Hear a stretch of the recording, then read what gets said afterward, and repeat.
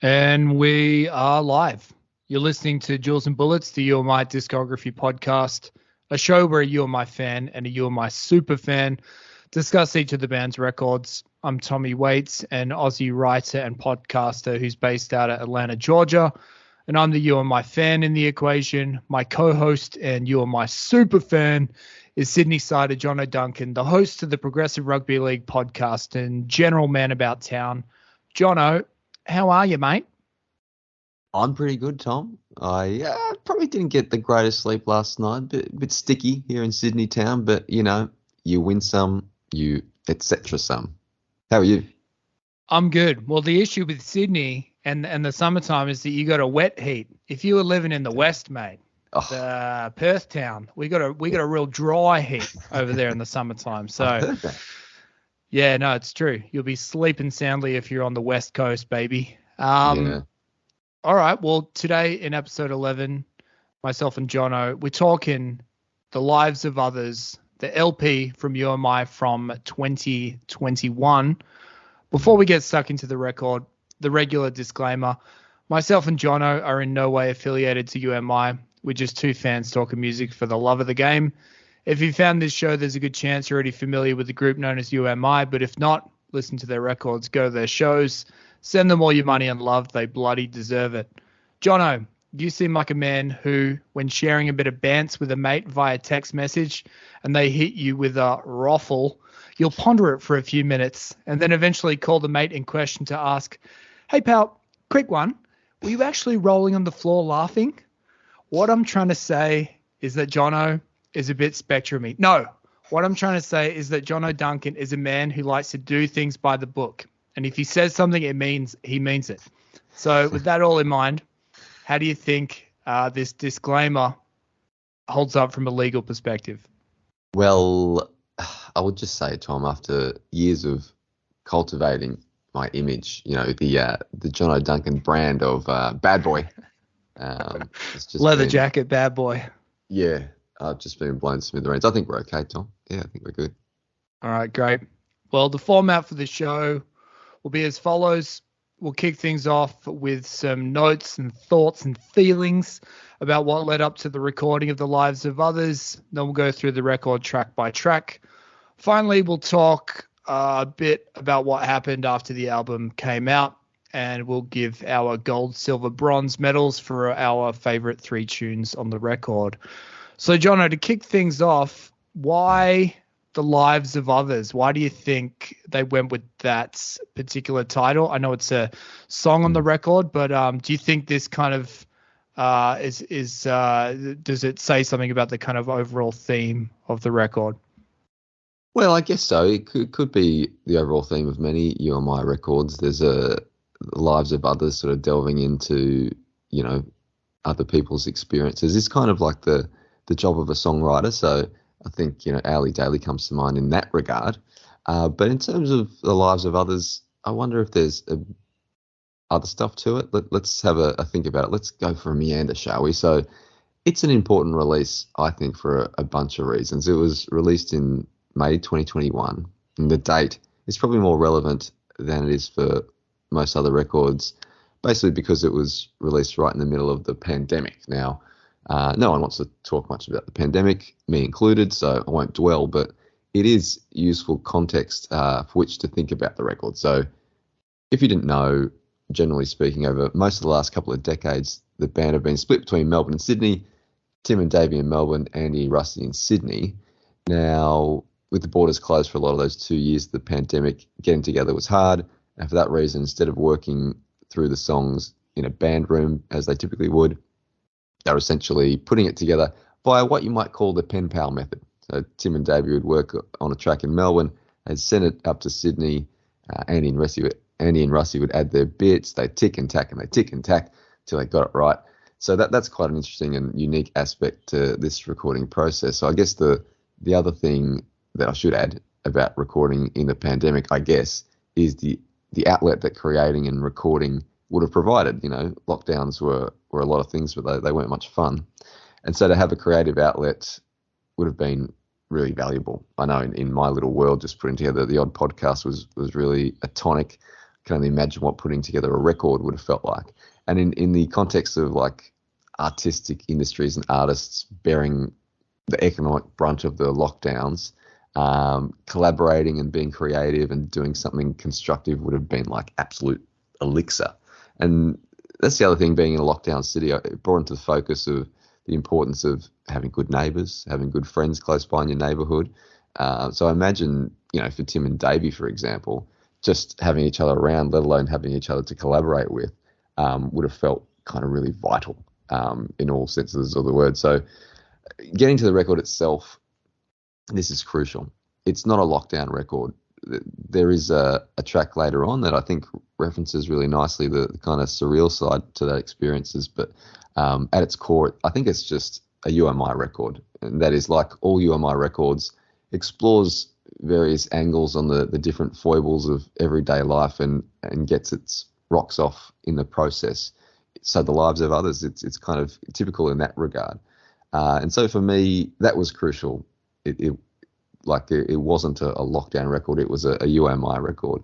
This album, it helped me through our lockdowns in Sydney because it made me feel, and it provided me with, that sense of escape, which is so invaluable at times.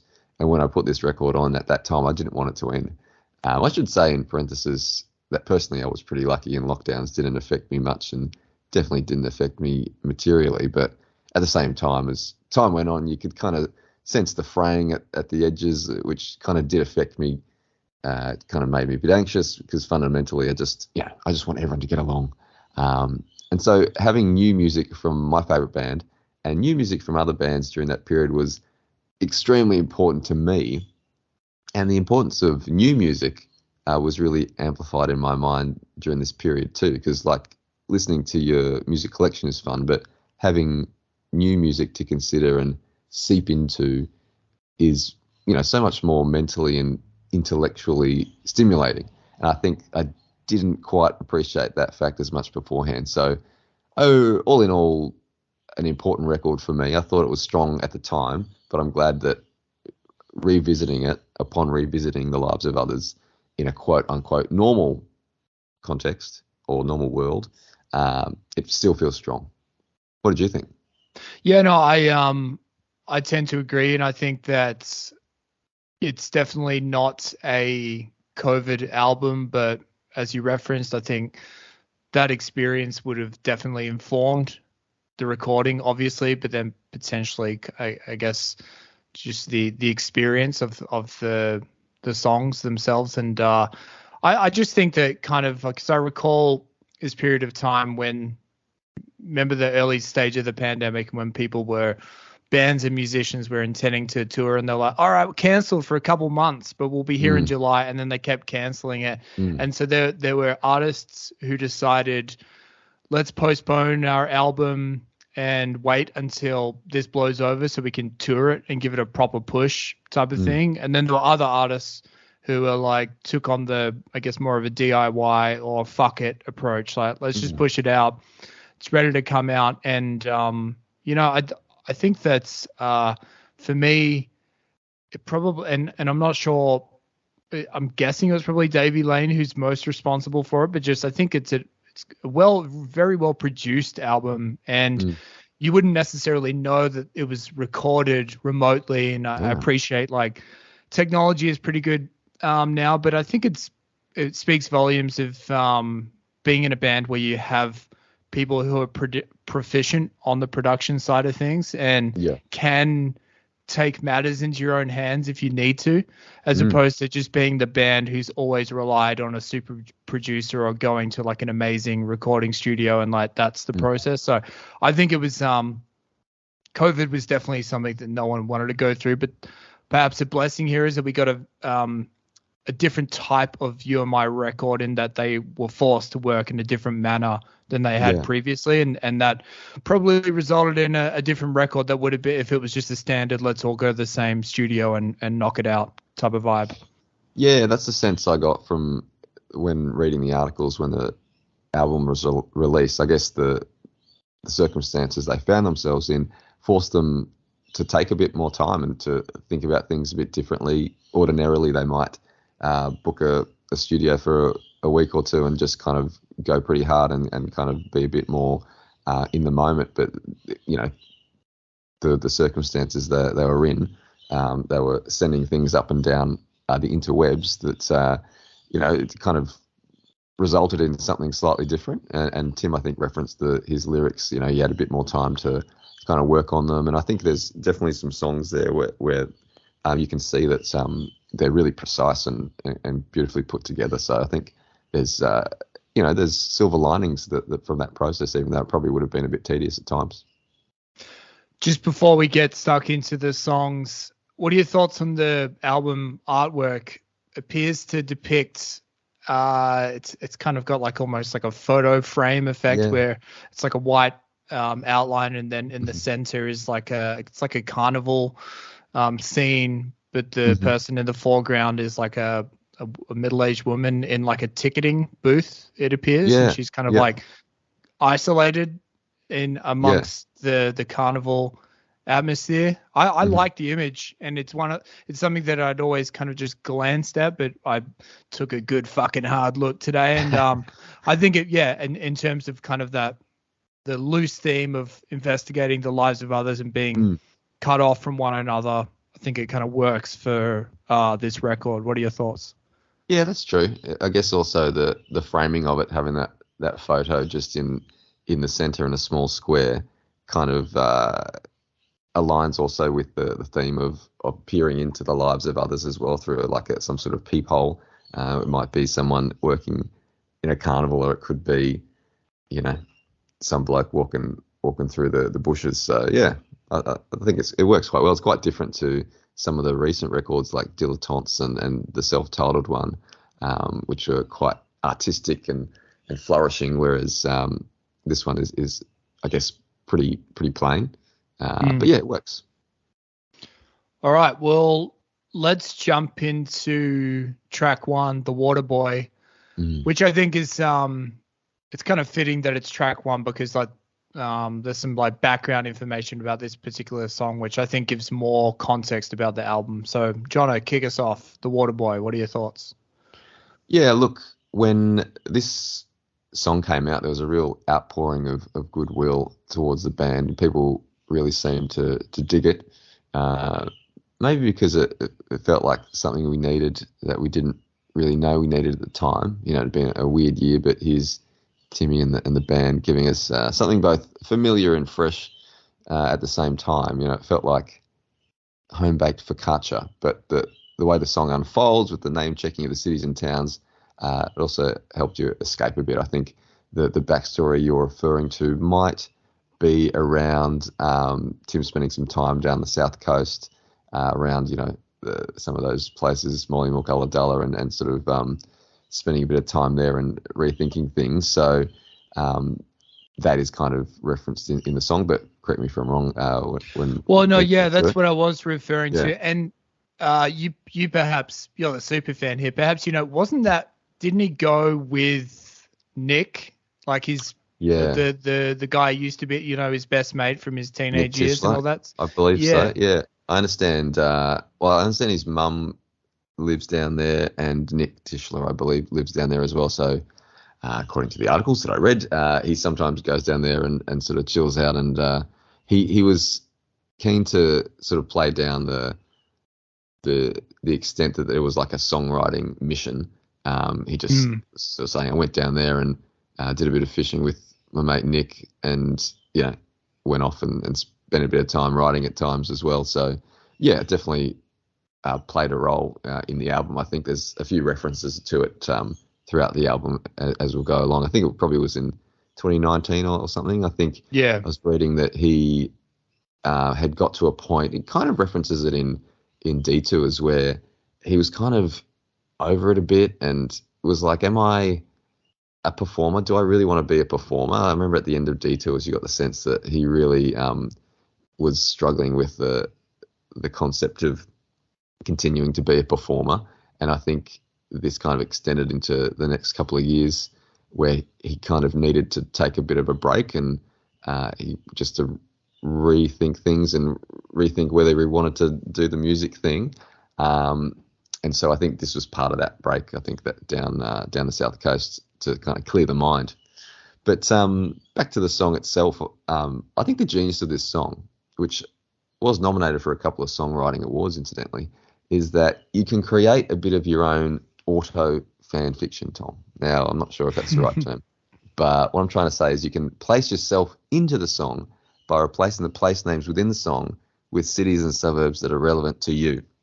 So, for example, instead of singing Tupelo, Vegas, Mollymook, Memphis, Breaking My Heart, I could sing, if referencing my current life, Marrickville, Leichhardt, Canterbury, Haberfield, Breaking My Heart. You know, that's the kind of that just stays in a very tight knit little circle of the globe. You don't leave the inner west. Yeah, exactly. Or if it's a child reminiscence song, which is sometimes a You and My staple, instead of Edinburgh, Galway, Nashville, Ulladulla, I might sing Carlingford, Putney, Bankstown, Parramatta. So those are the kind of things. This is the beautiful nature of this song, and I think, look, to be honest, it probably sounded better in my mind, but it's fun for the whole family. You should try it at home. Yeah, well, I guess I was blown away when I first heard this song because it's one of those rare tunes where there's something about it where it sounds good on the record, but I'll go on record and say it sounds even better on the radio for some reason. There's something, and I was trying to think about it. Is it something about travel or transience, motion? Does the song have kind of like a music video quality in that you're living your life, but then it's in the background, and so it kind of merges with you, whatever's happening in your life, and you have a third person perspective of like a music video occurring. But I remember a long time ago when the Stereophonics song Dakota, thinking about you, we all remember that one.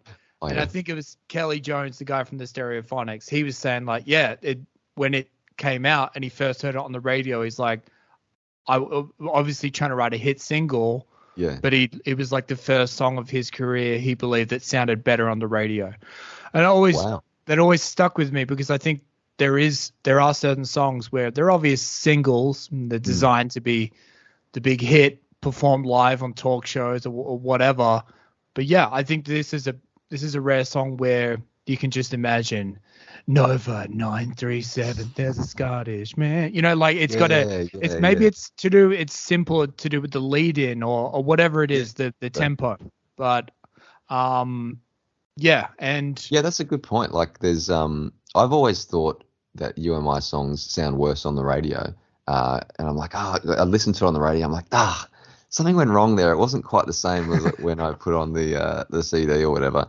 But yeah, I agree with this particular song, and it might be at the beginning. There's a bit of the chimey guitar that sort of introduces us, and then Scottish man, and it's kind of simple first initial few lines, fronting an American band, and then you're kind of drawn into the song straight away. So yeah, I can definitely see that. I think Tim's voice sounds really great on this track. I think the song suits his voice, but just in terms of the actual production. I wouldn't go as far as to say it's like auto-tuny, but there's some type of kind of like reverby, tinny, but in a good way, kind of sheen on his voice, which I think adds to it, and it kind of just harmonizes beautifully with the guitar. And just to give a little bit of extra context on that fishing trip, like, because I found this on genius.com.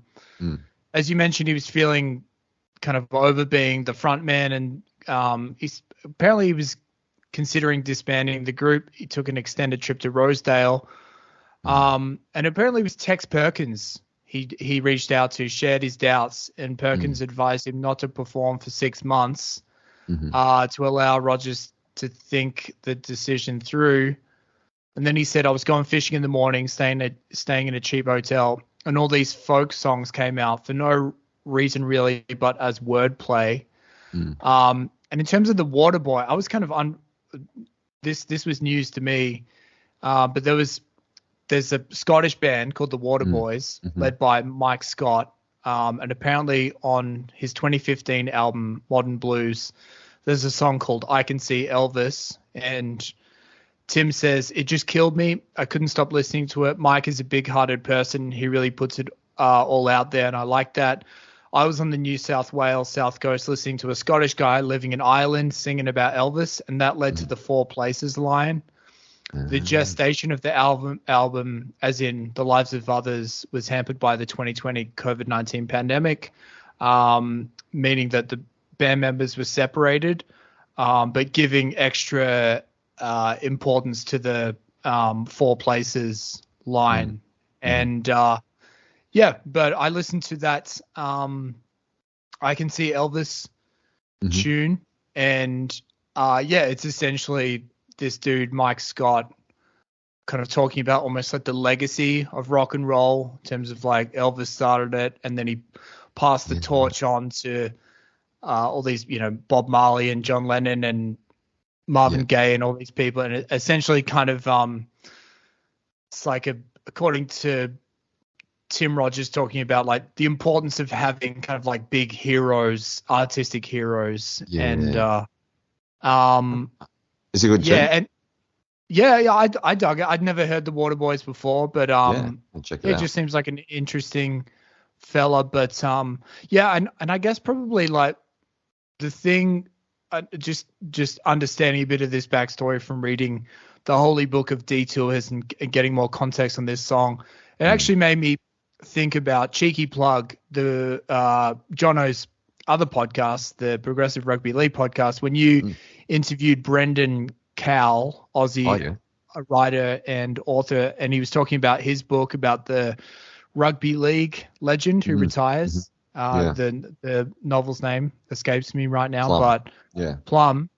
And in your intro for that particular episode, you spoke about how those guys, those athletes who retire in their mid-30s, or if you're really lucky, late 30s, you're not really retiring. You're having a career change, which a lot of people do.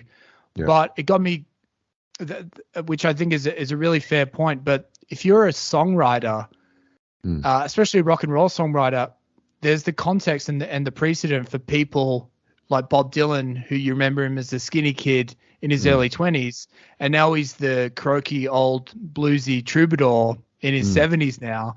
And so it's a rare profession where, if that's your identity, a lot of people, your fans in particular, don't want you to retire, and they want you to keep doing the same thing. So that's why I can kind of imagine the quandary that you'd face yourself in, being like, well, this is the thing that I've done my whole life. Yeah, that's right. And then also, and then so there's the internal pressure, but then there's the external pressure of like, well, am I letting people down if I don't continue to do this? So anyway, I thought that's why I think this song is kind of inspiring, because it's almost like him, Rogers, being like, fuck it, let's do it. Let's continue to try and find inspiration from my peers, such as Mike Scott, and take the lemons that I've got in my life and turn it into lemonade by writing some good tunes. So that's my kind of Psych 101 on the water boy. I love all that, and I guess the distinction between a professional sports person and a musician is that professional sport, you physically can't go on forever, but whereas musician, you kind of can. And that kind of adds maybe extra level of kind of pain, I guess, if you're kind of in two minds about what to do. I was reading Peter Garrett's memoir. I just found it in a street library, and I'm up to the bit where he disbands Midnight Oil in the early 2000s, and he was kind of like, it was weighing on his mind as well, just like the amount of kind of people it would affect. Like, it's not just a decision for him being like the front man, but like, they've got a whole kind of little small enterprise, quite large enterprise in Midnight Oil's case, an office, band members, roadies and stuff, this whole kind of like juggernaut that his decision of whether to go on or not would affect. So I guess to a certain extent, there's not quite the same level maybe for Tim, but there'll be a similar thought in his mind perhaps about whether he's feeling it for himself. That's one thing, then the other thing is like, okay, what about, hanging out with my mates, and how would they feel? And, you might think of fans as well. I don't know. So yeah, very, very interesting one. Well, yeah, that's pretty much all I got. The only other thing I just want to draw a reference to is the amazing hook, the wah, wah, wah, which I'm assuming is Davey. But that's just an amazing hook that, as you mentioned before, the start of the song kind of draws you in, and then the story, you're kind of intrigued about where the story is going to go, and then that hook in the chorus, you're going to stick around for the whole thing once you hear that. So amazing production, great lyrics, great backstory, and awesome performance from the band to kick things off. Yeah, amazing song. Track 2, The Third Level. Johnno, what are your thoughts? Yeah, great little tune. Fundamentally about being afraid of heights, I guess. But I just want to call out a couple of lines of the song. It's somewhere in the middle of the song where Tim sings, "I was walking down the road, straight, flat and free. Now I'm as high as a kite where I shouldn't be." Solid lyrics, nothing too out there, I guess. But there's something about the delivery, the flick of falsetto at the end of each of those two lines that just sent me skyrocketing into a bubble of bliss when I heard it. I remember listening to the song in my living room and just kind of giving myself to this part of the song and kind of feeling euphoric in the way Tim delivers those particular lines. I don't know what it was, but just the cocktail of the song, the vocal, the mindset, the song itself, it was just kind of transportative, which may or may not be a word. But beyond that, in a song full of little highlights like that, it's the overdrive pedal that takes the cake and takes this song to another level, the third level. I love the song, and I'm not even scared of heights. So good sign. Yeah, I hearing, I guess, perhaps the background of the album that I mentioned before and all that, I kind of realized it's middle-aged men essentially kind of questioning what's come before and what's going to come next and how they fit into the world, very generally speaking. But this song in particular, and then the next one, I'm overwhelmed by kind of like, they feel kind of like such Generation X songs where there's a lot of banter recently in the culture about boomers versus millennials.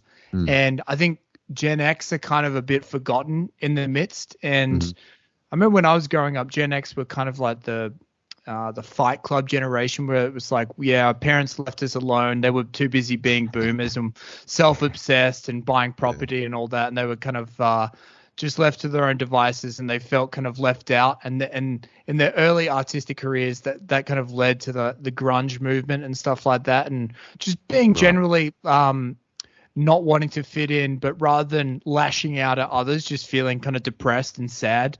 And so I feel like some of these songs kind of are about being a Gen X person in today's modern world. And I guess probably these, of all the recent UMI albums, there are moments where a song will remind me of Hi-Fi Way or Hourly Daily here or there, but I think lots of tunes on this one are more reminiscent of the early work, just in terms of the songwriting itself. And particularly in this one where there's the, fuck it, and then that sludgy riff thing happens where I'm like, that sounds like Sound As Ever, kind of a little Sound As Ever moment. And I kind of like it because I think that there is this kind of there's this issue with bands as they get older where they don't want to retread the same ground. I'm not saying that at all, but I think that it's nice when you get like a kind of reminder sonically of where a band has come from and the fact that they could still do it, but in a new tune. So, and probably just my final thought on this particular one was that, when there's a really good pop song on an album, a lead single, and then it ends abruptly, and then you've got the 3 seconds of silence before the next song kicks off. They don't fuck around with this one, and there's that smooth transition into the next track, because when you've got a really great single that people have heard on the radio and like and feel compelled to get on Spotify or Apple Music or whatever, you can listen to that song, the one that you've heard on the radio, and be like, fuck it, let's go back, let's do it again. Or just, but this one, like, I think clever sequencing or production of how it just kind of transitions into the next song, which I believe is in the same key or whatever. So it kind of works. Yeah. You're not even sure if it's the Waterboy continued or whatever, but I think that's clever because it sets the tone. Again, kind of like maybe a Gen X thing. It's like this isn't just a collection of songs. This is an album, and albums are important to kind of like go through in a particular sequence. So I think that's a really, really smart choice in terms of how this one follows the Waterboy. Yeah. Interesting. You mentioned about the references to earlier stuff. I only see that in snippets. Yeah, like maybe that overdrive pedal there, and maybe the next song, Rosedale Redux, as well. I don't see that too much elsewhere, but maybe that's just my super fan sort of lens that I'm seeing it all on. Also want to mention, like as you kind of say, these first three songs flow into each other really nice in a kind of album mentality, I guess. And I love the way that from the Waterboy, it kind of flows into the first kind of intro chords of this particular song. It's kind of like an off-kilter progression of chords, but kind of just works well. And then sort of you kick into the sort of regulation part of the song. But it's a nice touch. Cool. So that's track 2. Track 3 is Rosedale Redux. Mm-hmm. So is that a direct kind of reference to the earlier tune, Rosedale? I think so. Yeah. I think on the surface, it's about, fishing on the coast with your mates, but more than that, maybe it's more about the weird world of male to male communication in a way, about how a lot of men need an activity like fishing to be able to share their emotions. Like with me, I might have mentioned this before. I have friends that I can only meet up with if there's sport to watch at the pub. With some friends, I'll never meet up just to talk. Never. There needs to be a distraction that loosens us up to be able to communicate at any effective level. But yeah, of course, the title Rosedale Redux, it does harken us back to track 5 from Sound as Ever, Rosedale, that fantastic, tilted descending chord progression. And that song Rosedale, of course, ends with the repetition of the line, "See you around the world." A young bloke about to take on the world, and Rosedale Redux is a nice sort of companion piece, kind of the other side of that hill. The bloke has taken on the world. It's, perhaps taken some chunks out of him, but he's had a crack. He's held his own, more than held his own. He's still standing. He still has the band. More importantly, he still possesses those friendships that you can call out a mate and meet down in Rosedale for a beer and some fishing. So not a bad outcome. But yeah, there is a bit of reminiscence through the sound and also the town name itself. Yeah, once again, perhaps because it's referencing that song from Sound as Ever, I feel like it's a Generation X anthem, this one. And just the line itself, what are we running from? What are we crawling to? Is that's a perfect encapsulation of middle age. I guess I'm kind of nearly middle aged, but that's what I imagine the feeling is pretty much. It's the fuck. What was I doing for half my life, and how the fuck am I going to get through the next half? And for me, I think what I particularly like about this song is how, and maybe this was a conscious choice, maybe not, but this feels like it's an early album track. It feels like an early live set track as well. You mentioned on last week's ep how when you saw the band on the Porridge and Hot Sauce tour and they kicked things off with Good Advices and the sound wasn't quite right. Yeah. I've noticed bands, they'll kind of like, they'll pick some, numbers that will be kind of like a onslaught, a sonic onslaught on the audience to kind of like set the tone, to be like, all right, you were having a couple beers with your mates chatting before the band came on, but now it's a fucking show. Pay attention. And so I think that's what I like about this, is that it almost, there's a sense of urgency, or kind of like it feels like I can imagine being in the crowd and feeling like the bass and the guitars kind of like hit me in a visceral kind of way. And there's almost, I'm reading into it because I know the fact that they recorded it during lockdown, but I imagine that they were probably like jonesing to play together and wanting to kind of do this live. And I feel that kind of like comes through in that you'd be imagining, had all these tours and opportunities to play live for years and years and years, and now we can't. And I think they've done really well to make it sound like one of those songs that you'd hear live early at a UMI show. Yeah, amazing, really. I think where do we put the credit there? I think Davey, like you said, recorded a lot of the stuff early on in his kind of home studio, and I think it's mixed by Paul McKercher. So I think, if we're going to give credit to around that, we give it to the band and those two in particular. I just want to point one thing out. You mentioned sort of it's a song kind of about middle age. One thing about the term middle age, and I don't think you're all using it in this way, but the term middle age kind of has a negative connotation. It's kind of like, you're in the middle, you're kind of lost a bit.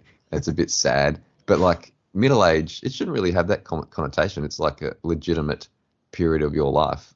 It's a reality for, literally billions of people who are in the middle of their lives. So that's just made me think about that, because when you were saying, this is about a song about being middle aged, I don't think you were saying that in a negative context, but I think the term middle age has a natural inclination towards a negative context.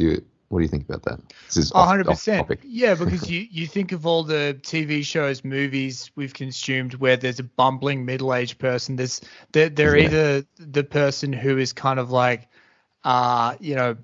paranoid about growing older and is just way too old before their time, or the person, too young, like trying to hang on to their youth, or the opposite, someone who's kind of like given up. This kind of thing. Yeah, exactly. And so, no, I think there is I definitely didn't mean it as a slang. I think that's the kind of beauty of middle age in terms of if you can look at it in the right way, you're like, fuck yeah, I'm finally going to be able to do this with some fucking experience and a bit more money and cooler people, because I've had more chance to wander around and meet interesting, good people, as opposed to the luck of the draw at your school or your university or whatever. So, but I like listening to these songs because there's a sense of trepidation in some of them, but then it is also it's something that we're going to have to deal with regardless. So if you manage to stay alive. So, all right, track 4, Manliness. Getting a little political, perhaps, or social commentary, should we say? Yeah. There's maybe a couple of elements of that in this album. You can sure waste a lot of time trying to be a man. I'm on board. Has there ever been a truer line spoken? From my experiences, there aren't too many more pertinent observations. I think, when you talk about social commentary, it is a pretty timely sentiment at a time when, kind of a weird, I would describe it, kind of a weird, reactive and pretty aggressive form of masculinity is kind of washing over the world and trying to assert itself. But it's a nice tune and nicely placed at this moment of the record. There's a bit of a lushness to it, and I note that the orchestration of this tune is credited to Melanie Robinson, and it has been remiss of me not to mention her in earlier eps. Melanie has featured a fair bit on a couple of the more recent UMI albums and Tim's solo records too. Off the top of my head, I think The Luxury of Hysteria is where she's most prominent. So some really nice contributions from Melanie over the past 10 or 15 years. So I wanted to mention that. But yeah, Manliness, I think it's, from my perspective, it's spot on. Even though you can sure waste a lot of time trying to be a man. That's the commentary. The rest of the song is kind of doesn't actually delve too deeply into it. It's kind of more a description of where that character is at and literally on that day. But I think, it kind of nails it with that one line.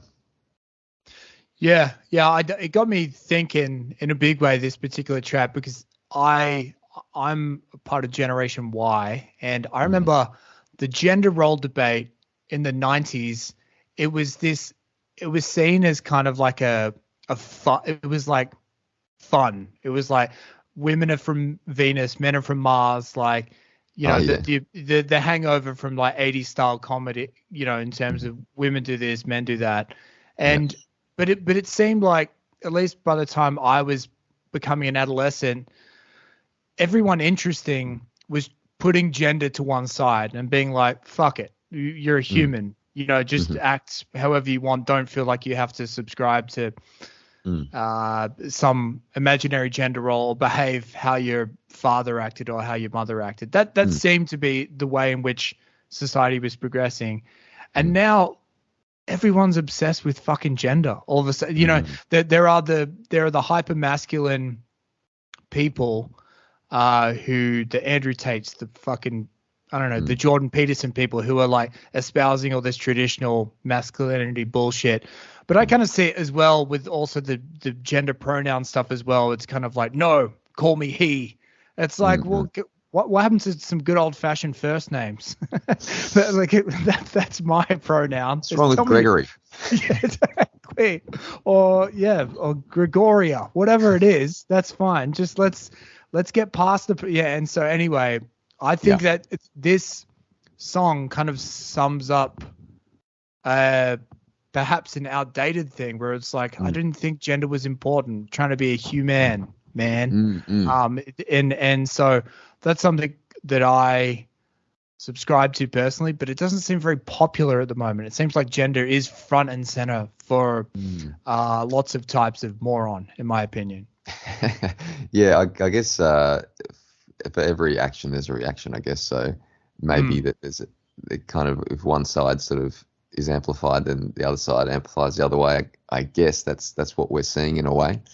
But yeah, it definitely delves into some interesting terrain. And as a man, I've always sort of claimed that I'm not much of a man at all. So so when I hear you can sure waste a lot of space and you can sure waste a lot of time trying to be a man, I'm like, oh, phew.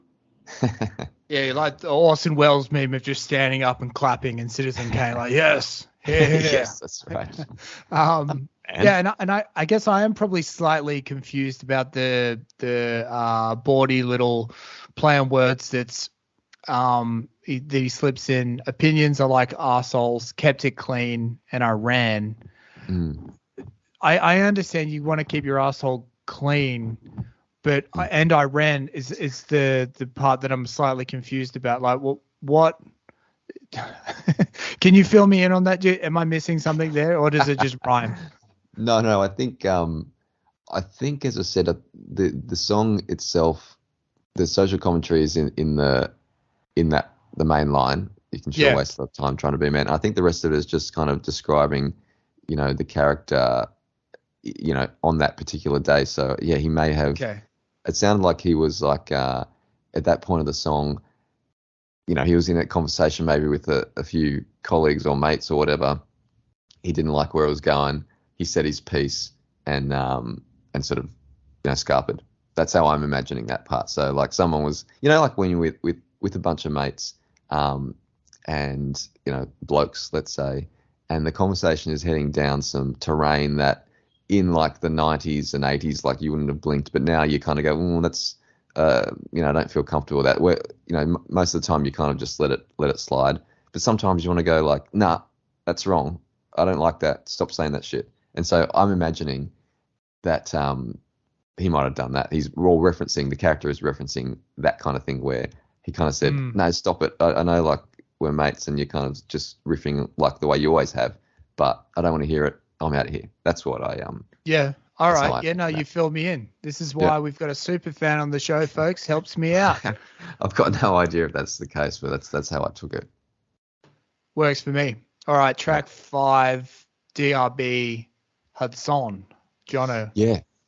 Well, I mentioned at the top the making of this record, they had a bit more time and Tim perhaps had a bit more time on the lyrics as well to make things a bit more precise. And I guess this is an example I was thinking of. This is a beautifully written rocker.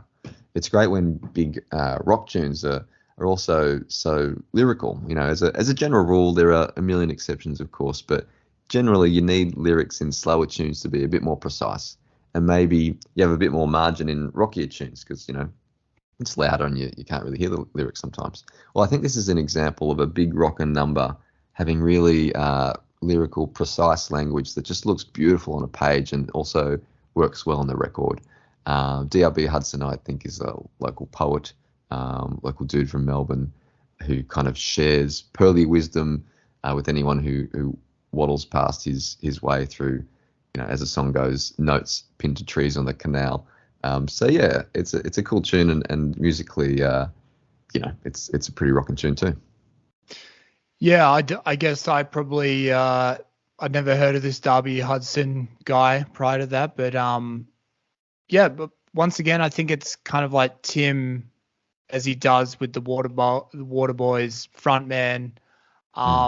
He's kind of looking at peers, the lives of others, his peers, for kind of like inspiration and motivation almost, and you know, he's been like a songwriter who's turned himself inside out. A lot of his like childhood, adolescence, you know, his tumultuous adulthood, whatever. He's really recycled a lot of his own stuff. So I think it's quite interesting for him to kind of like you know, make other people the focus of his tunes and kind of like shine a light elsewhere. Because you've mentioned this before. I think the big part of his songwriting is his worldview, and so a lot of the time he's been showcasing his worldview writing about himself. So I think that by directly you know, I'm going to write about this dude, it's going to be, you still get the worldview but in a slightly different way. So yeah, and to be honest, this is kind of like, you know, with some songs they have kind of an extended outro and you're like, all right, we get it. Come on, like let's crash. let's wind it up, boys. Like you can do this live. That's fine. All bets are off live, but with the extended outro on an album track 5, you're like, this one, I love the outro on this one. It's amazing. Like there's the backwards kind of warbled lyric. I think it might even be a Davey backing vocal that's kind of backwards. And then there's that repeating scale of the guitar. It just kind of has a nice, it's like I don't even know how to describe it, but it's kind of like my favorite part of the song musically, which is rare for outros where they can really grab you and hold you like that. So yeah, for me, I appreciate getting hip about DRB Hudson and that kind of all that. But yeah, I just musically I really like how this one ends. Outros, as a general rule, 40 seconds max. That's how I go. Unless it's like the last song on the record, you can go for as long as you want. I think I remember Eddie Current Suppression Ring outro goes for about 25 minutes, where it's just like lapping water on the shore. But yeah, I think as you get older, perhaps I think Tim's referenced this sometimes when I've heard him talk on his radio show or whatever. You know, you do have to kind of look for inspiration elsewhere, and I've seen him reference the fact that he's kind of sometimes tired about talking about himself and wants to be more of an observer and reflect that on the page. And I guess that's kind of the lives of others in a way. So yeah, and I think I like Tim's attitude as an artist. You know, he always references when he's on his radio show, when he's back announcing songs and stuff, you know, songs that he loves, obviously, and just how they inspire him to keep wanting to be better and keep trying different things and different angles. So I think he's, no matter his views on performing and his feelings about whether he wants to do that or not, he remains like a student of songwriting and telling stories. So that's I think that's a nice insight from listening to his radio show about how he hears other things and how that inspires him to keep going and try slightly different angles and things like that. Yeah. I just picture Johnno Duncan, as a producer, tapping your watch when the outro gets a little too long through the recording glass. We got it. I stopped recording 2 minutes ago, boys. You're doing this is futile. Yeah, so that's Johnno as the record producer. I'd watch that web series. All right, so track 6, we got a Davey tune. We all went deaf overnight.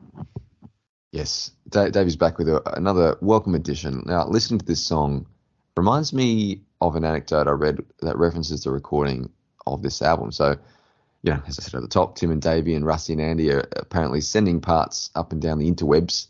And I think it was Tim who referenced in an interview the excitement of hearing Rusty add drum tracks to the guitar and vocal tracks or whatever.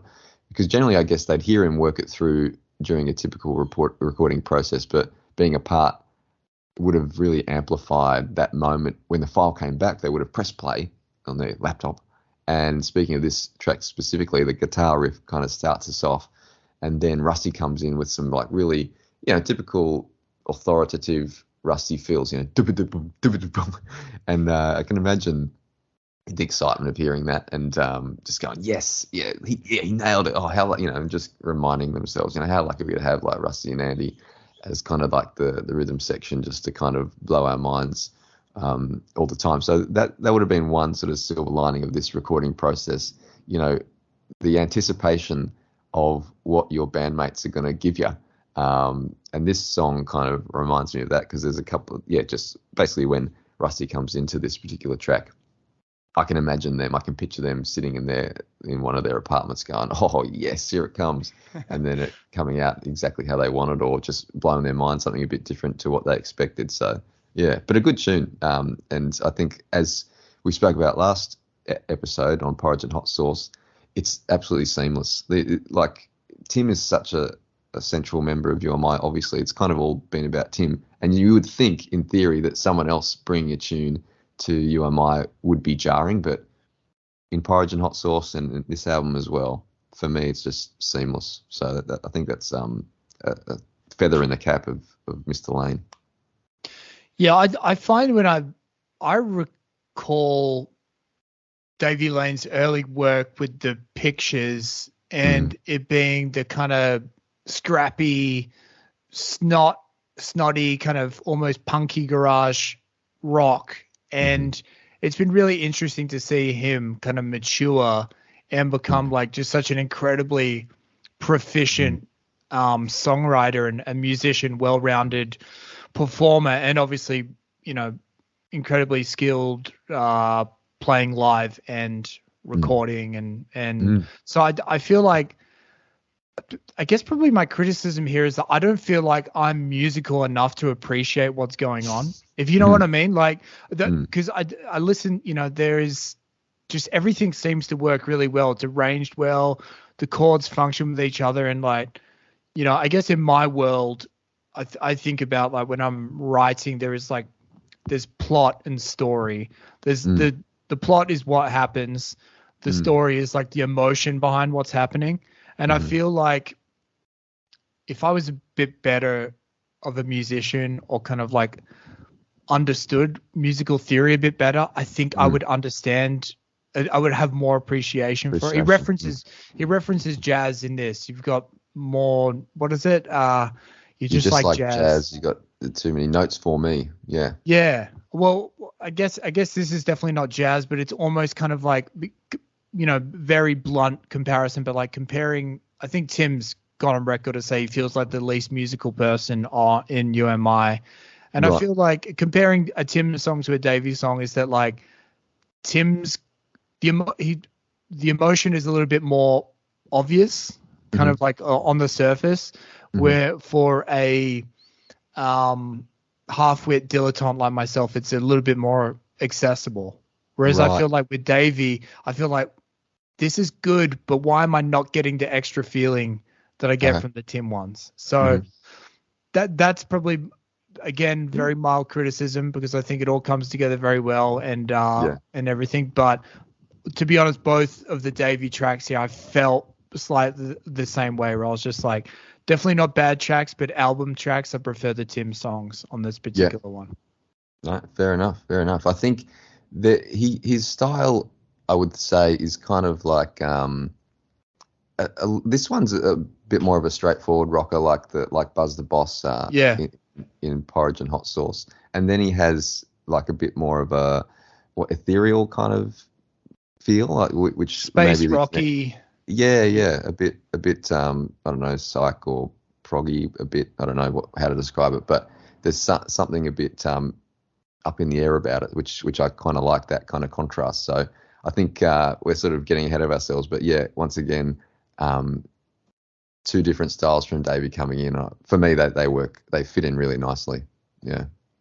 Yeah, if anything, it's made me want to check out the solo releases, because I know he's had a ton like under his name, and then I think more with the pictures as well, because it's been ages since I listened to the. Yeah. I think I referenced it when I saw when I was at the Rocket at Joondalup, where the Waffle, the Joondalup Falcons play, West Perth Falcons. He was playing an early set at the Rocket Music Festival, and then he brought out Jimmy Barnes, and everyone went skits. So. That was literally the last time that I've heard Davey's solo stuff. So I need to dive back in and expand my palette a little bit. I think we all do. Yeah. Absolutely. All right, so that's track 7. Moving on to that was track 6. Moving on to track 7, Rubbish Day.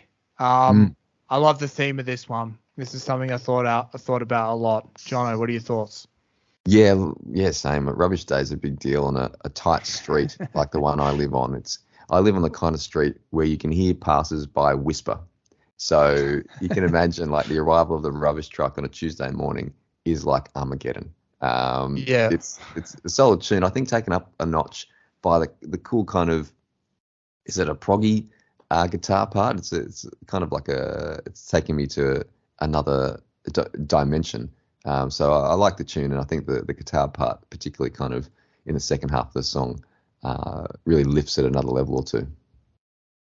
Yeah, and I think that I guess the song starts out with the character being like, oh fuck, I'm hungover, and there's the rubbish truck, and I forgot, or I'm still drunk or whatever. I didn't take the rubbish out with it, and so there's that kind of like, I'm a fuck up, I can't take care of I had one job to do.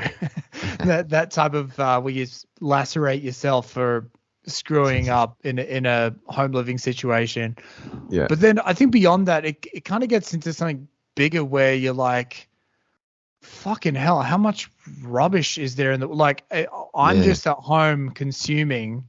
And as far as I can gather, he's kind of talking about like that sense of like awe or feeling overwhelmed that you can kind of get where you just like, I don't know, when you're on the way to the airport or something, you're seeing like all these lives happening around you and being like, I'm a tiny insignificant cog, and you know, what am I doing to contribute? And all these people are doing stuff, and at times you can feel like a piece of trash yourself. You feel like you're just consuming stuff, and everyone else is more productive. The reality is we all feel like the fuck up or like you're not being a part of it. But the reality is that when you die, the world's going to continue. And at least that's where lyrically the song took me to, is that it starts off small and self-contained of the problem of being like, don't fuck up Rubbish Day. It's kind of like a bad omen for you not being on top of your shit. But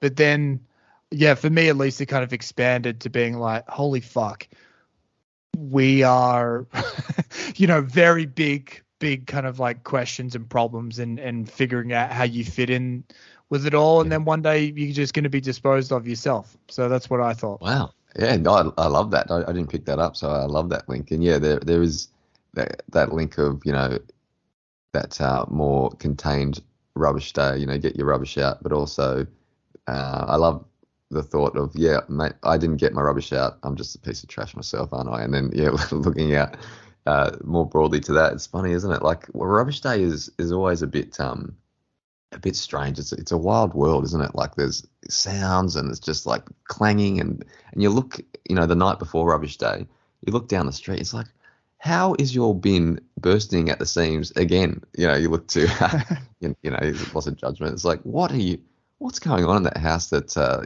you've got like rubbish all around the bins? There's like, what's happening in there?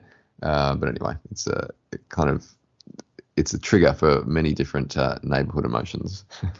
A few years ago, I went to Mexico City with some friends, and there was only 4 of us staying there. We were there for something like 4 nights. And then on the last night, we got a complaint from the Airbnb host because apparently they said, well, first of all, you lit a fire on the patio because there was like black remains all on the pavers.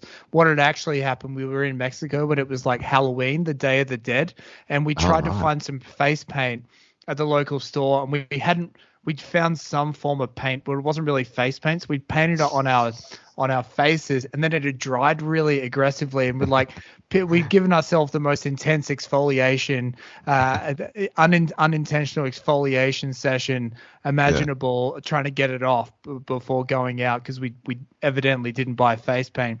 So the host was like, first of all, you wrote you lit a fire in my patio, and second of all, you've had multiple parties at this place because there's 100 beer bottles there, and my buddy who was the Airbnb who booked it through his Airbnb account was like, no, he explained the paint, and he said, well, and secondly, we didn't have a party, just my mate Tommy really likes beers. so it was just we just caught me on a thirsty week in Mexico. I would love to read that conversation, and when you go through the reviews on like the particular like yes, that's like actually not a bad idea for a book. The funniest Airbnb exchanges between hosts and guests. That's a coffee table book right there. But it's like, you're not allowed to have parties, but you had a party. It's like, excuse me, I didn't have a party. I've just got a mate. He's into the beers. Loves beer. Your Modelo's go down real well in Mexico City. But anyway, so that's Rubbish Day track 7. Track 8, readers' comments. A bit more social commentary. Yeah, look, similar sentiment to Good Advice is, I guess, the opening track from Porridge and Hot Sauce. And that is, I think, that in the 24/7 communication world in which we live, it's basic mental health hygiene to, first of all, learn that less is more. And then, second of all, to manifest it somehow in terms of your comms diet. It's not easy to do. It's all very addictive. I mean, Twitter for me has been a problem over the years. I think I may have only just, touch wood, broken the hold Twitter has had on me over the last few years. And I've only kind of realized the extent of the hold it had on me when I've finally broken through and could kind of look at it with some distance. So once again, solid tune with a salutary lesson for all. Don't read those readers' comments unless you want to lose faith in humanity's grace and lose all your hope in the collective frontal lobe. I'm Johnno Duncan, and I endorse this sentiment. Yeah, I endorse this sentiment as well. I guess probably my issue with this particular track is that I agree with everything that's being kind of espoused. For me, I think it's basic, obvious stuff, but I feel like, and there's the additional kind of context here of like, you're imagining this is getting, you could see how like all the furor over like vaccines or how lockdowns were handled during this period would have might have like informed the kind of sentiment behind this. And so I agree with everything's being said, and to me it sounds obvious, but I feel like the most kind of effective social commentary is when you kind of point the blame outwards, but you also point it back at yourself as well. Oh yeah.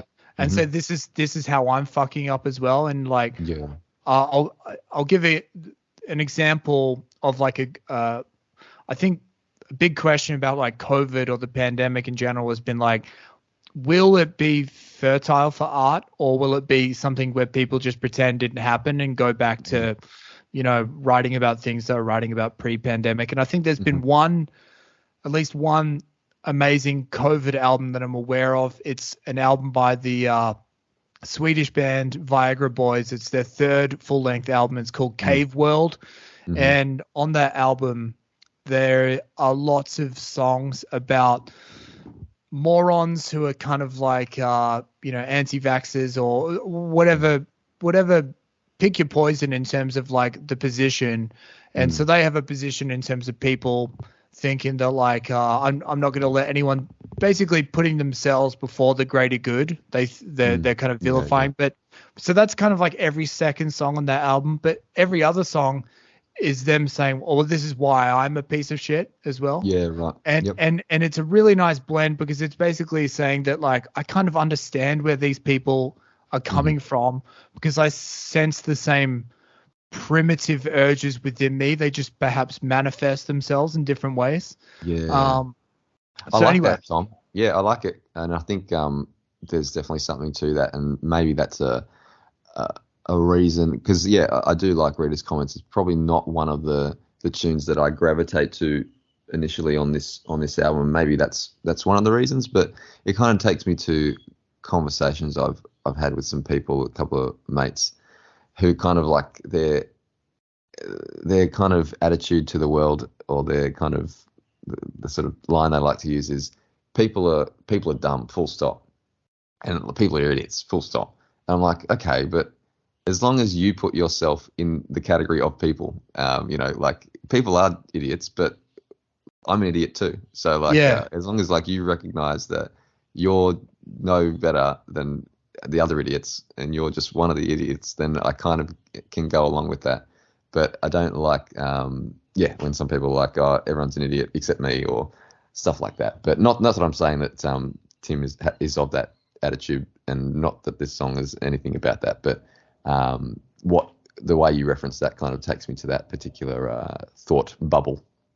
Yeah, no, I agree. And because like I said, it's something that's kind of with the opinions being espoused, and maybe it's about COVID or the pandemic, or it could just be people commenting on anything online, and the stupid shit that you'll read if you put yourself in that position. But anyway, I just think it's not a song that I would recommend to someone else. Be like, check out this insight on this issue, because I feel like there's other I find myself listening to rap a lot more as I get older, and like on like Drake's albums, he kind of references his beefs with people, and like the issues he faces with being famous and deciding what to post and what not to post. And I somehow feel like I get where he's coming from, even though my life couldn't be more different to fucking Drake's, because it's the same issues, but spoken honestly, like through his filter, and obviously the bravado being like a kind of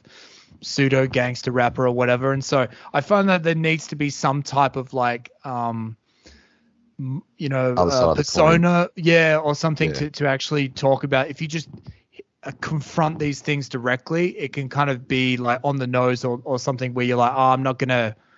It doesn't get your claws in you if there was kind of like a bigger story happening. But anyway, that's my thoughts on Reader's Comments. Track 9, another Davey one. I'm My Whole World Tonight. Okay, I'm gonna put the case for this song because I think it's a cracker. So see if I can convince you. So I think this particular tune is the only discernible reference that I can see in the album to the experience of living in lockdown. And I think it is about that. And I think it's beautifully written. I think the lyrics are outstanding, and it hits a perfect tone. It's quite surreal. It's a little melancholic. It's also a bit pragmatic, which is basically how many people felt and approached the lockdowns. An overarching sense of melancholy, but also a sense of the practical. So, okay, this is what we have to do to get through this day, this week. It'll be over soon enough.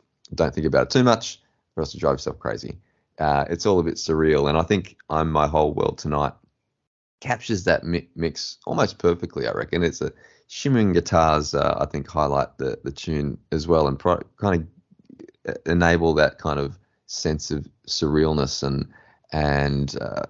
that sense of what it was like. And you get to the night, and you are your whole world at the end of the day. In some of those days where you're not sort of interacting with anyone, it's just your imagination, the kind of art around you, and you kind of create this little space between the four walls.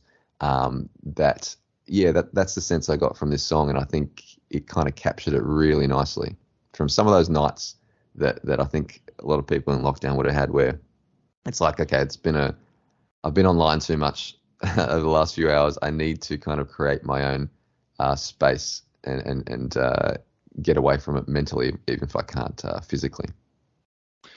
Yeah, well, I think you perhaps hit the nail there, is that if you had a arduous lockdown experience, then this is going to speak to you a bit more directly. I really didn't. Yeah. Yes. Yeah. I was on the West Coast, the best coast. And, so it was almost this strange thing when I'd speak to my mates on the East Coast and be like, oh yeah, just 8 weeks, 12 weeks, whatever it was, through certain patches. And then just that, the kind of, sinking into yourself type of, experience. So yeah, I can't really relate to that because I didn't go through it, but for me, I once again, well put together song, and the thing I like the most about this is the guitar tone. I think you referenced it there. For me, it's kind of like akin to the Byrds or Crosby, Stills, Nash and Young or something, where it's kind of got that folky slight twang or something to it. But I think that really carries this particular song. So that's my thoughts on track 9. Mm-hmm. All right, track 10, Lookalikes. Johnno, what are your thoughts?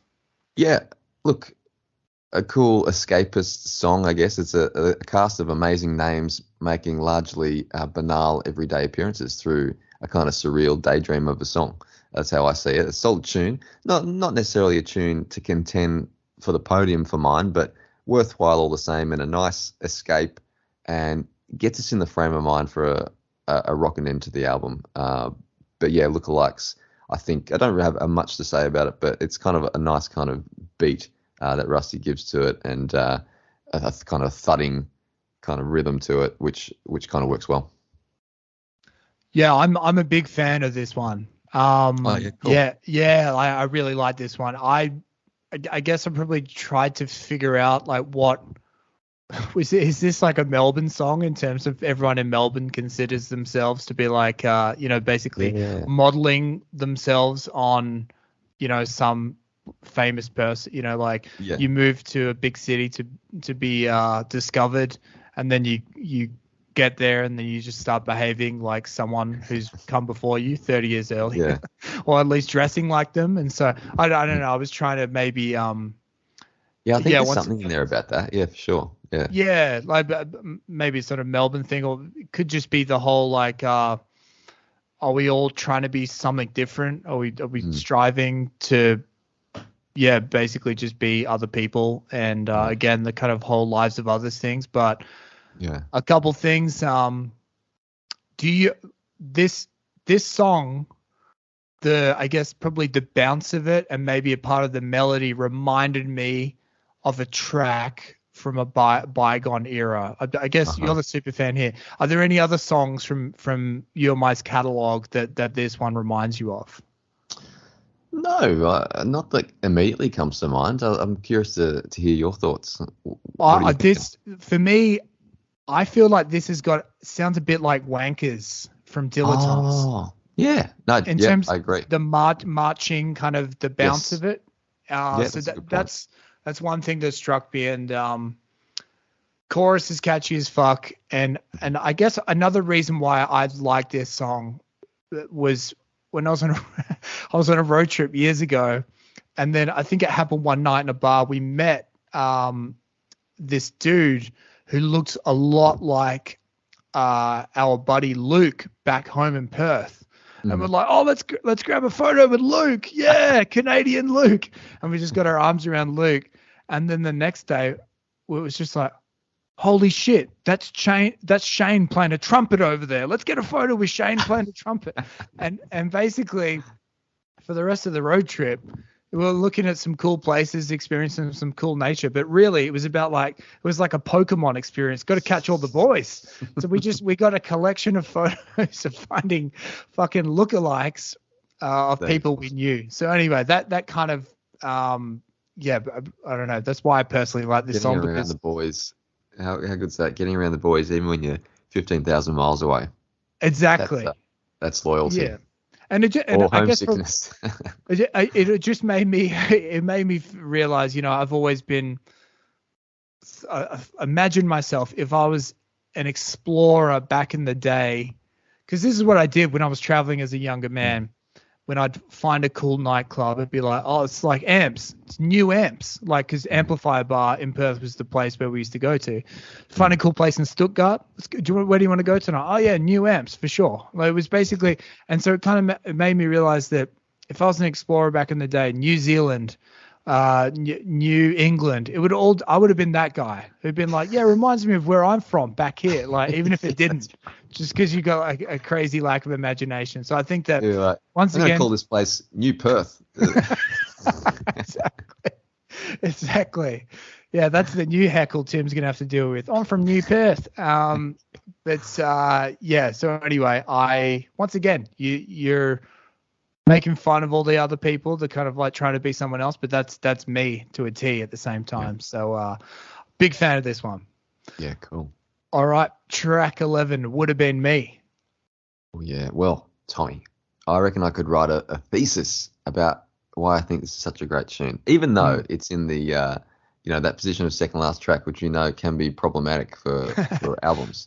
I think I love this track mainly because, well, normally tunes about drinking are about the glory of the excess or the regret in the aftermath. This particular tune kind of possesses a sweet angle of understanding from a narrator who may have escaped the chaos this time around, but is not about to judge because, hey, if it hadn't been you, it would have been me.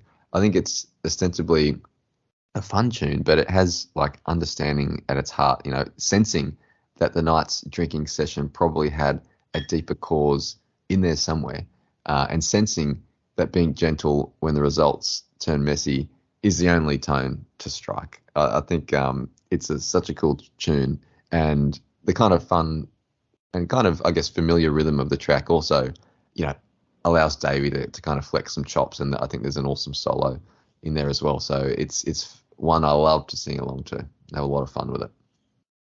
Yeah, I'm a big fan of this because I think that it's about grace essentially. It's about giving people grace when you're able to. And I think that's the great thing about making mistakes. If you can learn from your mistakes, you can forgive yourself and you can forgive other people as well when they make the exact same mistakes. Because you're like, I've been there a million times. So love the Davey flexes on this. I think it's and once again, this one reminds me a lot of a prior track from the discography. Do you reckon you've got this one? Is it like I'm a Mess from Convicts? Yes. Yeah. It's that the riff tempo, and then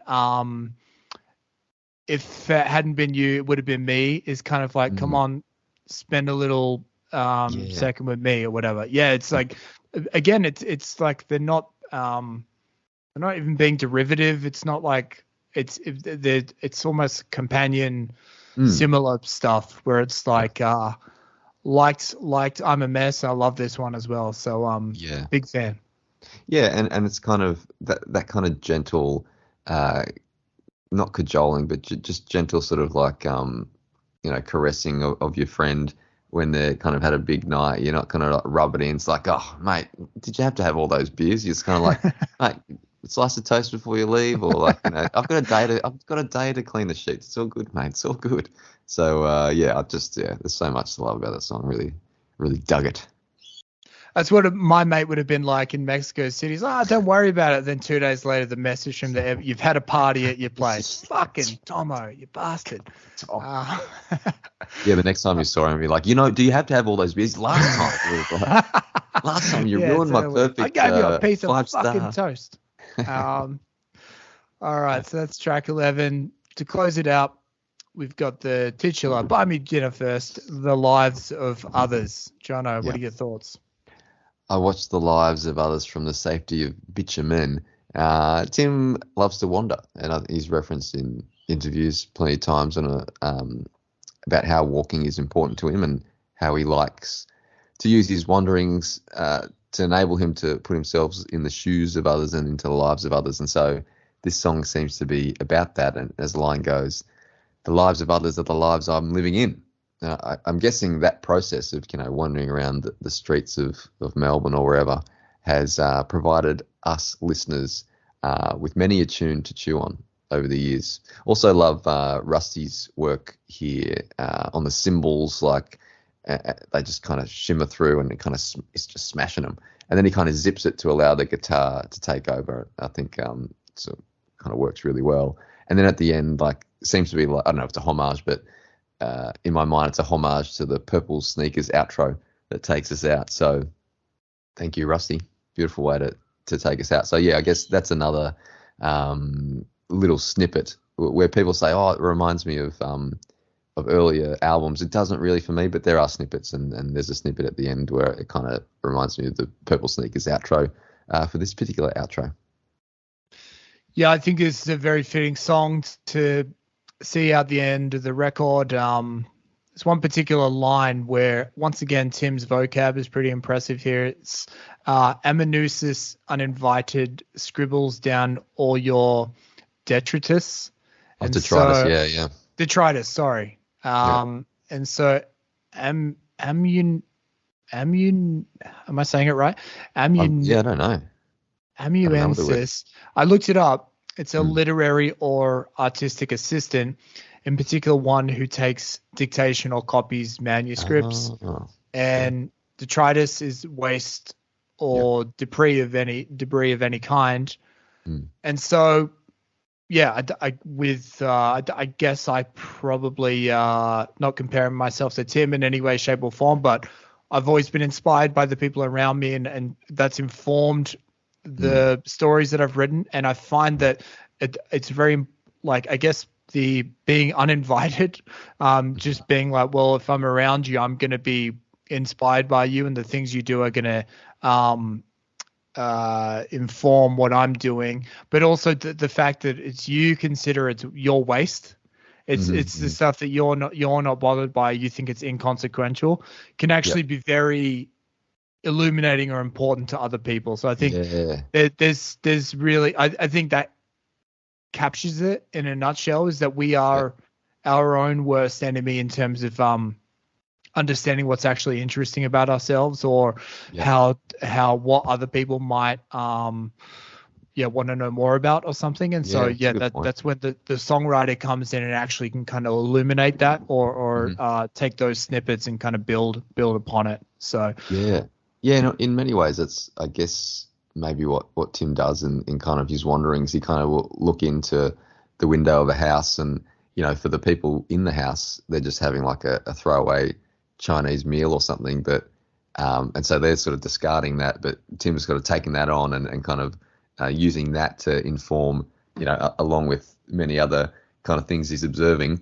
to inform his songs, and he can use that for creative purposes. So yeah, that's the way I'm kind of linking that all up. Yeah, and I guess that's a beautiful thing about songwriting or fiction or stories in general, is that, it could be you think Tim's wandering by someone and he thinks he sees something, or he thinks he picks up a certain gesture and the sentiment behind it. But it doesn't really matter. He can take and run with that. It doesn't really matter what the actual feeling was, because he can build, it's the starting point, it's the inspiration for something else. So that's why I've always found the whole, like, is it based on your actual life? That, how much of this is such a boring question, because it should be about the actual song or piece of work itself. Does that make sense? Is that kind of emotionally true? If it is, who really gives a fuck about how directly correlated it is to reality? So I think there is that is why a songwriter can do it forever, because it doesn't always just have to be about their own lives. It can just be looking around at the world around you and then just building it up from there. So anyway, I think a very fitting way to see this one out. Yeah, absolutely. Really dig it. And, it's a great way to round out the album. I think it kind of sums up if there is a thread, this kind of song kind of sums up the rest of the album. You've got various snippets of daily life. Would have been me, the day after the night before, lookalikes. The whole album really is very snippets, and the lives of others really encapsulates that whole it's kind of a meta song for the whole album, really. All right. Well, that's all the tracks. In terms of what happened after the album came out, I was pleased to see on the Wikipedia page that this hit number 2 on the ARIA charts. I think that is that's worth mentioning. Like, it did reach number 2, behind Delta Goodrum's "Bridge Over Troubled Dreams." Is there a more Delta Goodrum sounding album title than "Bridge Over Troubled Dreams"?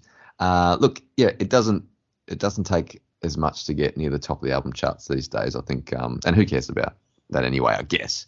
But in saying all that, it's whichever way you shake it, it's a reward for resolve, resilience, seeing the good in each other, fighting the good fight, just keeping at it. So it was kind of lovely that that reached number 2. And I think like a couple of months later, the Hard-Ons album reached number 4, which Tim is a part of the Hard-Ons now. So, that would have been a nice touch as well. That's kind of like stratospheric for the Hard-Ons, from my understanding. So obviously a bit of a purple patch of popularity, I guess. But I guess we have to asterisk it in that I think charts these days, album charts in particular, albums aren't as much of a thing as they were. And I think it doesn't take many album sales necessarily to get higher in the charts. But it's the same for everyone. Now number 2 that particular week. I think that's a fantastic achievement. Yeah, I do, in terms of the fact that it's like a completely independent release. It's no surprise that Delta and her Troubled Dreams are getting to number 1, but the bridge Timmy is and the boys over Troubled Dreams, if I can just clarify for Delta. I don't want to speak for Delta. But the fact that they've done it completely independently, and then maybe there was some type of like artistic vacuum there that they filled, and because of COVID, people were delaying stuff, and it's like, well, by them being bold and like, fuck it, we're going to release it, we'll figure out a way to record it and put it out there while the world, or at least Australia, was locked down. That probably took some guts, and it probably just a nice recognition that, we still have fans who care about us, and doesn't matter that we're not backed by big major label anymore. We can do it ourselves and still sell some records and all that. So I think it's exciting. Yeah, and I think it kind of confirms, what we've been trying to say throughout the series, really, is that the number 2 is the highest chart position they've had since number 4 records, so like since the 90s, and so that kind of confirms what we've been trying to say, in that they're not a legacy act that is just living on the glory days of the 90s. They've continually pushed and tried things and brought out really fresh records, and I guess this is kind of like a reward for that, if you want to put it that way, or justification of that thought. So it made me feel good anyway. Cool. Well, any final thoughts? Have you been to any UMI shows since this one came out? Have you seen any of these songs live? Yeah. I saw a UMI show in April 2021. So this is before this came out, just before it came out. But they played a bunch of these songs live. And actually, one of the interviews for this album, Rusty mentioned that particular show at the end more as one of his all-time highlight shows. And I'm totally with him there, because there was an energy there that I personally hadn't sensed in all my time watching UMI, in Sydney. And I think there was definitely like a pandemic element. Like, it was kind of in the middle of the pandemic, but like, we had a couple of lockdowns in 2020. You weren't allowed to perform for a while, but then like things opened up for a while. And so like people were just champing at the bit, something at the bit. And it was really lots of goodwill in the room, and the songs sounded great. They sounded great. I remember particularly the first, I think they played, I can't remember exactly what songs they played, but they would have played like The Water Boy, the second tune, The Third Level. They would have played Rosedale Redux. I remember that. And I'm pretty sure DRB Hudson as well. And maybe one of Davey's new songs as well. So I remember just going away thinking, what a great, whenever, because like I've spent so much mental energy. I've expended so much energy being a UMI fan. Sometimes you're like, what am I doing? And then you see an awesome gig, and it's kind of just affirmation. So I'm just walking out going, yes, it's all been worthwhile. Thank you. And I think, it was good to see Rusty feel similarly about that show. Sweet. Yep. All right, let's get to the podium. Have you done your homework, Johnno? I have. I just have let me go first this week. We'll save please. the big finale for Johnno. That's why the punters are here. They want your podium, not mine. So yeah, probably pretty straightforward in terms of the ones. So bronze, I give it to lookalikes. Yeah, for all the reasons I mentioned. Silver would have been me, and gold, I give it to the Waterboy. And it was really a toss-up because I felt like with this album, kind of a basic bitch choice, the Waterboy, the lead single, the one that I'd heard on the radio and all that. But yeah, it really was a toss-up because Would Have Been Me has been such a grower in terms of like the first time I heard it, I was like, I like this song. Each time I've liked it, I've exponentially appreciated it more and more. But I still think the Waterboy edges it out just in terms of being a kind of a perfect little pop song. So that's Tommy's podium. What about Johnno Duncan? Oh, I'm still sort of oscillating here because Waterboy is such an amazing song. I feel like I need to put it on my podium, but it's at this point in time, because it's really a point in time podium. At this point in time, maybe I've heard it too much, but I think I'm just going to edge it off the podium. So I want to make it a 4-place podium. Just want to mention that I love the Waterboy, and that's 4th for me. So in 3rd place, I'm going to put I'm My Whole World Tonight. I really love that tune. I think Davey comes to the party, that kind of shimmering guitar, taking me back. Not in like a lot of sort of COVID-related art is kind of really tedious, but this isn't. And so number 2, I'm going to go the 3rd level. That's the second track on the album. I love, like I mentioned, there's just a bit in the middle of the song that just, takes me, for whatever reason, I can't really work it out, but it takes me flying. And then the overdrive pedal. Thank you very much. It's hard to say no to that. I think it's an overdrive pedal. I don't know much about guitar. Anyway, and my number 1 Would Have Been Me, for all the things we mentioned. It's a sweet song. It's a very sweet song wrapped up, disguised as a kind of fun party song. Genius. Well, this week it's happened. We've had a bit of podium crossover. So that's rare. Interesting. It is rare.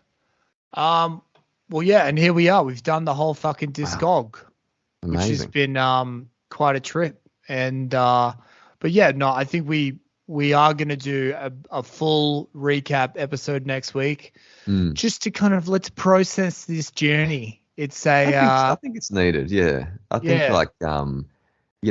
it's a very rare thing to do. Like there's things that I would like to kind of we can sort of take back the curtain and discuss it here, like in terms of what we want the show to be. In my mind, it's like, I guess I want to process it because it's kind of a rare thing to do, to go through a band's discography in chronological order like this. I don't think I've ever done it I've never done it for UMI. I've never done it for any band really, unless like maybe they've released only 3 or 4 albums. When you've got 11 albums over a span of 25 years or something, that's a lot to get through, and it would be a very rare occurrence. So I really feel like this has been an awesome opportunity to do that. Something that I would have loved to have thought, like I've probably thought about doing at one stage, to kind of like, what do I really think about the UMI catalog? But I would never have done without the mechanism of a podcast. So I think it's if we've done this, if we've gone through each album, we may as well sort of give time to kind of process it all and kind of think about what we've learnt from it, and maybe even have a podium of albums for our top 3. But anyway, I'm happy to hear what you want to do with next week, Tom, or what you're thinking about it. I was going to suggest the podium of albums, but I was like, Johnno might freak out by just even the thought of that.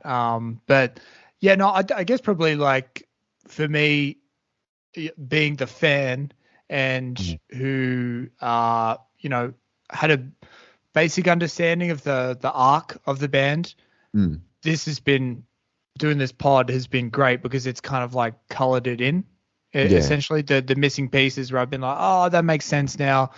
It makes me appreciate each album a bit more because you kind of understand the full picture. And so I guess probably that's what I've gotten the most out of it is that I loosely kind of knew the bigger picture of what was happening and kind of like the overall context behind each album. But yeah, like by doing this with yourself, I've actually been able to color it in a bit more and kind of understand the whole thing. So we'll get into more of that next week. But it'll be good to also, I guess, for me, like it's kind of illuminated a bit about the creative process as well, about, because someone who's never done that kind of thing and sort of collaborating creatively and putting together music and doing something extremely artistic collaboratively, and in the public eye, like that's something I've kind of been thinking about more and more as I'm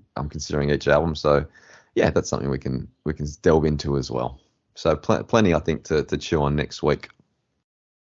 Yeah, for sure. Well, stay tuned for that one, folks. And drop your podium tips on the comments for this YouTube video, or send us an email. You can find all that info in the description of the episode. And myself and Johnno will be back next week.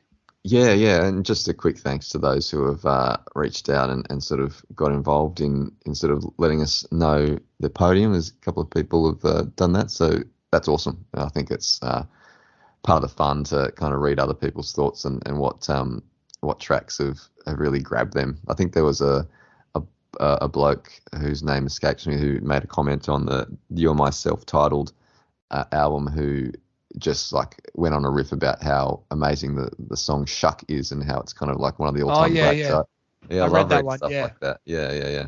So bring it on. Yeah, share your thoughts, everyone. The internet's forever. So drop whenever you listen to this. Me and Johnno could be dead and buried, but yeah, share your thoughts. Exactly.